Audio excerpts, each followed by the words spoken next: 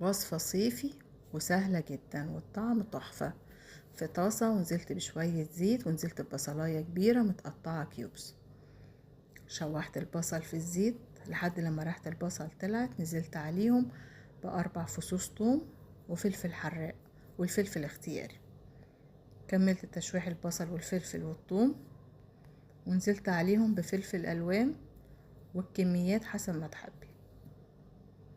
كملت تشويح ونزلت عليهم ببطاطس متقطعة كيوبس صغيرة ومتحمرة في الزيت.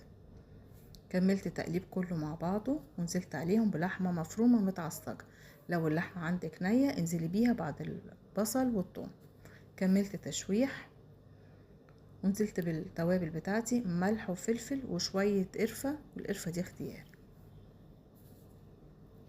كملت تقليب كده وعملت حفر كده في وسط الخضار ونزلت ب4 بيضات، كمية البيض اللي تحبيها. في كل حفرة نزلت بيضة كده